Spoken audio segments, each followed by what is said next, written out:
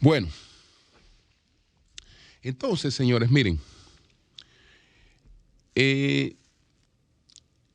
hay una información importante que tiene que ver con el COVID, y es que es una advertencia que está haciendo la OPS.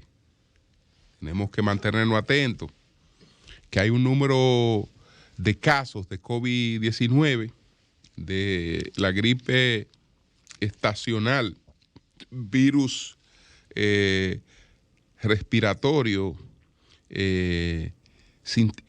sincitial, VRS, que ha aumentado en América, lo que supone una triple amenaza. Esto es una alerta que está haciendo la OPS. El aumento de solo una infección respiratoria es motivo de preocupación cuando 2 o 3 empiezan a afectar una población de forma simultánea. Esto debería ponernos en alerta. Esto es lo que está diciendo la OPS, que tenemos 3 afecciones respiratorias que están en alta a la vez. Entonces, ellos dicen que cada vez que nos dormimos, cada vez que nos descuidamos en los laureles con este virus, corremos el riesgo de un resurgimiento. En cuanto a la gripe, se observa un incremento de los casos fuera de temporada en el cono sur, sobre todo en Argentina y Uruguay, y las infecciones del VRS también han subido considerablemente su impacto en niños, bebés, menores, etcétera. Esta es una advertencia que está haciendo pues la OPS. Es una advertencia de la OPS. Bueno, señores, miren, vamos con el tema este de otras revelaciones y a explicar este caso el caso Donald o la operación estrafalaria. Hay una información a propósito de Donald Guerrero que surgió en el día de ayer. Y aquí tengo la nota, ¿no?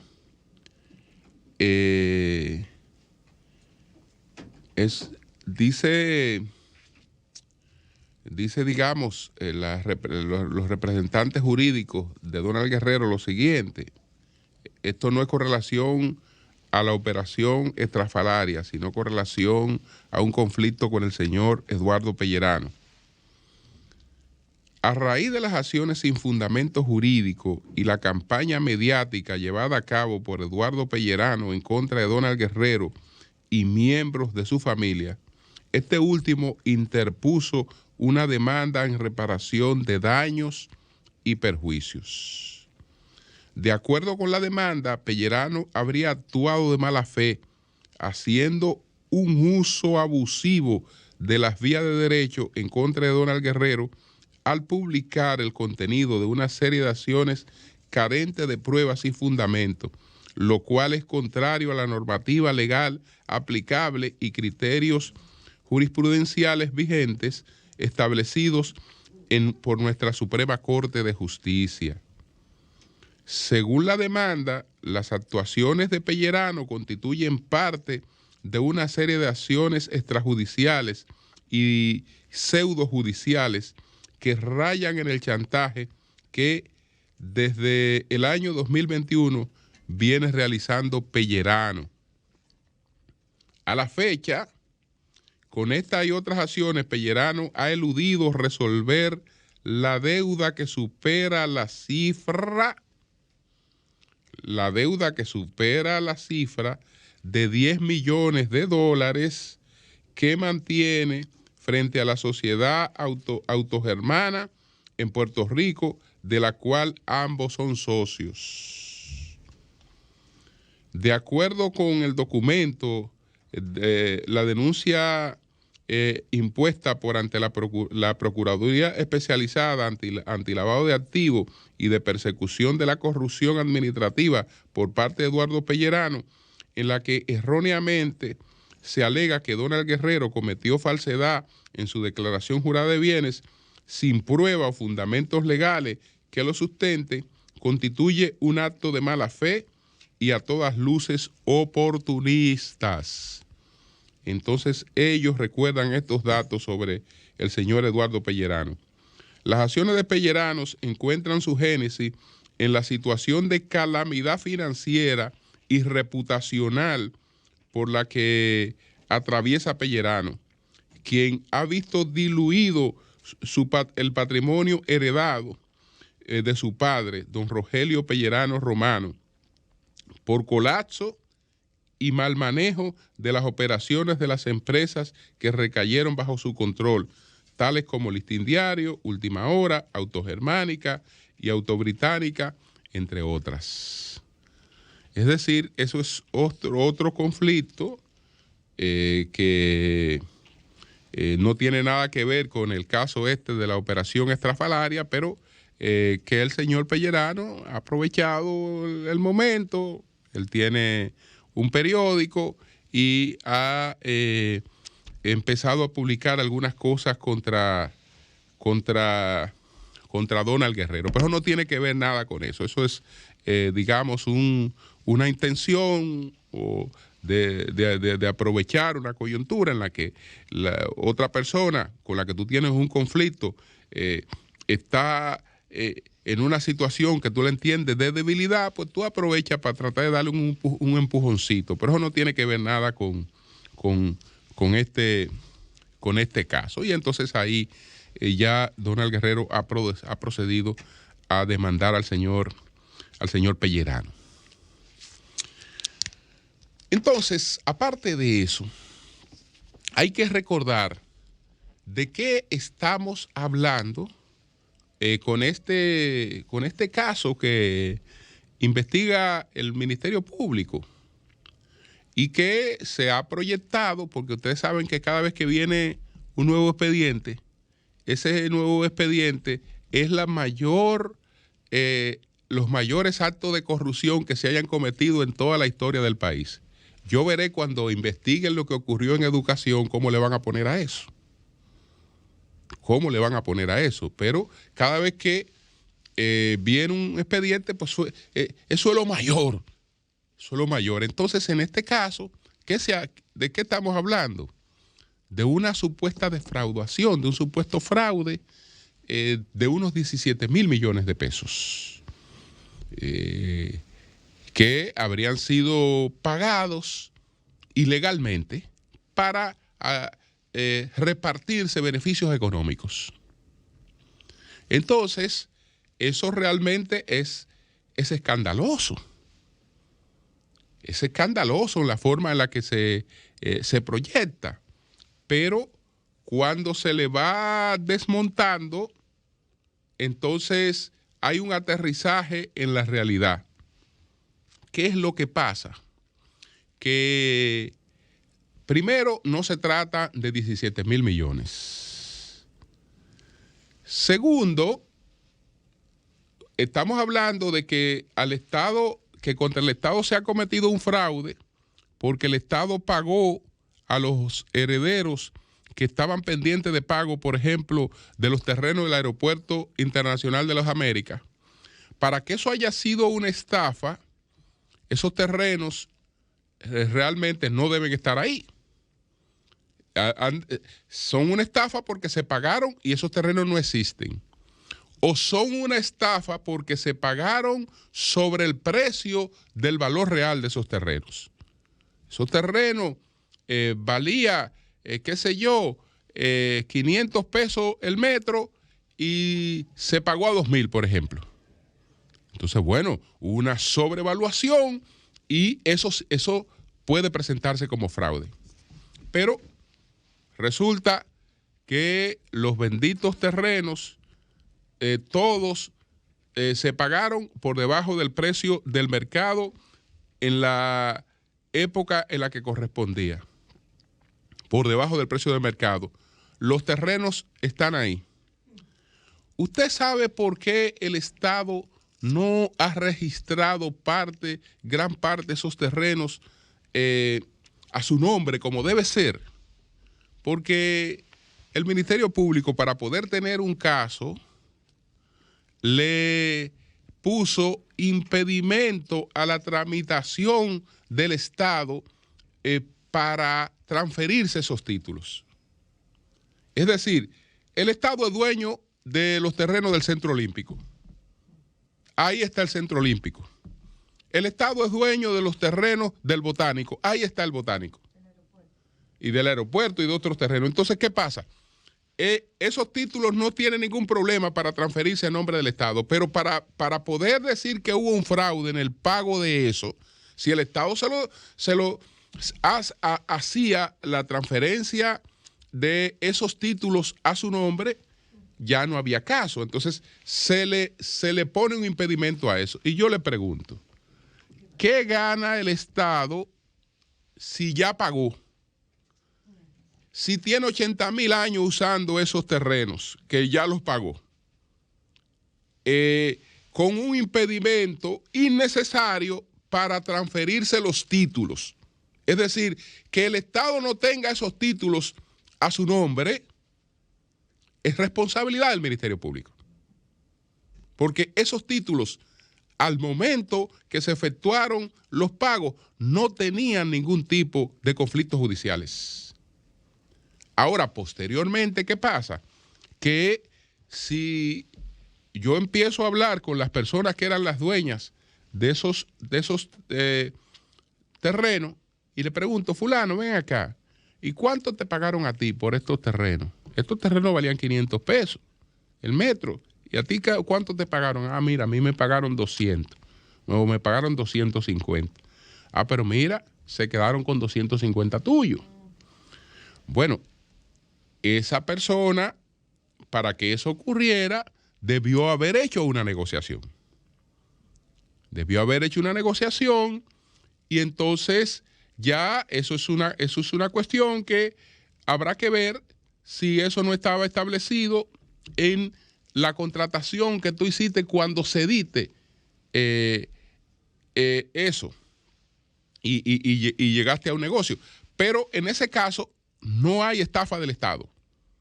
Es decir, no hay un peso que se haya perdido del Estado, porque para que se pierda un peso del Estado tiene que haberse pagado o sobrevaluado o sobre terrenos que no existían. Pero si existían y han sido declarados de utilidad pública, no se requiere ni siquiera de una sentencia, y esos tienen sentencia algunos, pero no se requiere ni siquiera de una sentencia porque todas las constituciones dominicanas, desde la del 6 de noviembre de 1844, han establecido que el Estado paga los terrenos que declara de utilidad pública. Entonces, esa es la base del escándalo. Los cuartos que se robaron fue que los pagaron por unos terrenos que el Estado tiene. Que el Estado tiene y que usa hace 8,000 años. Que fueron declarados de utilidad pública una parte con Trujillo, otra parte con Balaguer. Entonces, yo no sé dónde está la parte esta del fraude, a no ser que quienes, los empresarios que llevaron a cabo esa actividad, pues en sus beneficios hicieran otra cosa.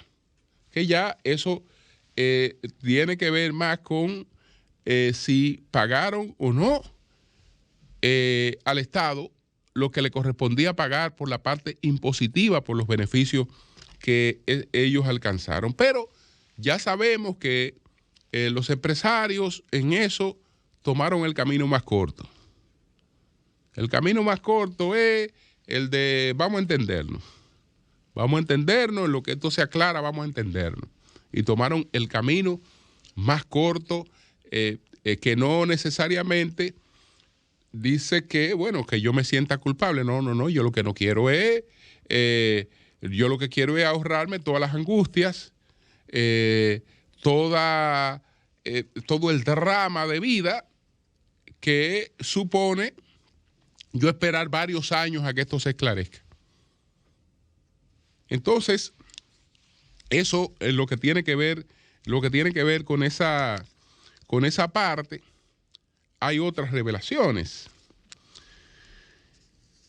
Todo esto empezó con un asunto que ahora no se menciona. Ahora no se menciona, pues, un informe apócrifo que fue que dio origen a todas las acciones judiciales que trabó el Ministerio Público. Un famoso informe de una unidad de la Contraloría que llegó al Ministerio Público sin haber sido remitido oficialmente por la Contraloría o sin haber agotado las tramitaciones del lugar para convertirse en un acto administrativo.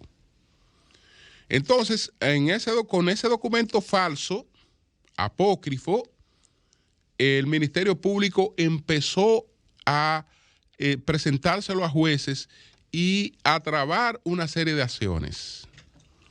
¿Qué ocurre?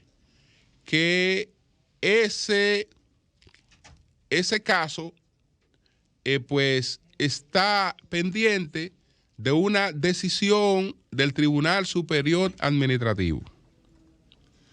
El Ministerio Público ha hecho cuanto ha podido para boicotear con posposiciones, con incidentes, el conocimiento en el Tribunal Superior Administrativo de la legalidad de ese informe.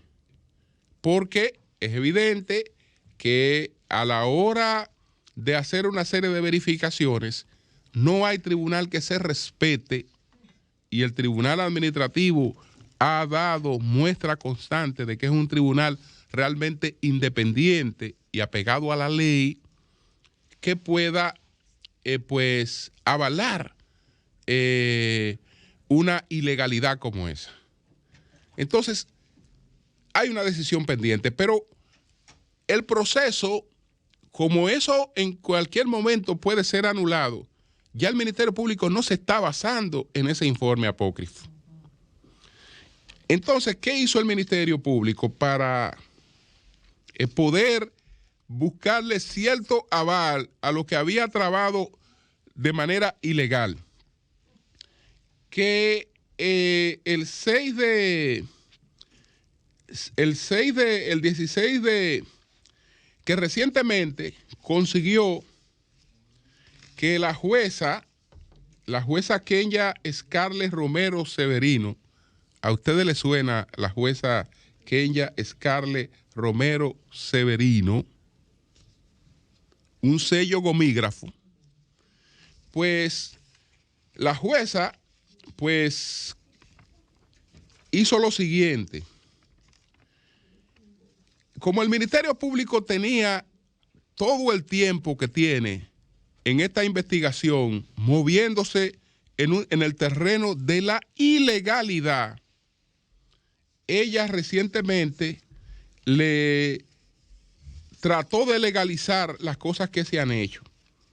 Y ella emitió una autorización de investigación de todas estas personas. La emitió, ¿ustedes saben cuándo? Ella la emitió el 23 de septiembre del año 2022. Es decir, hace apenas el 23 de septiembre del 2022. ¿Ustedes saben desde cuándo estamos hablando de esto? Todo lo que se había hecho antes de esto, no tenía este aval, porque este aval surge a partir del 23 de septiembre del año 2022. Ella misma dice que esa solicitud le fue formulada por el Ministerio Público para cubrir al Ministerio Público. Ella dice que fue el 16 de septiembre del año 2021 que el Ministerio Público le hizo esa solicitud. Caramba, ¿y por qué usted duró un año ¿Por qué usted duró un año para darle el aval? No, lo que pasa es que usted tiene que cubrir todo lo que se hizo en ese año de manera ilegal. Tiene que tratar de darle un aval, pero no hay manera de que todos los procesos que se trabaron sin esa autorización en ese periodo encuentren legalidad. Entonces, ahí hay una serie de cosas que ya veremos cómo se redefinen. Desde luego que lo que revelamos ayer tuvo un impacto realmente fuerte y se han rearticulado algunas cosas. Pero en lo fundamental hay que esperar por lo que ocurra. Hay que esperar por lo que ocurra en el Tribunal Administrativo.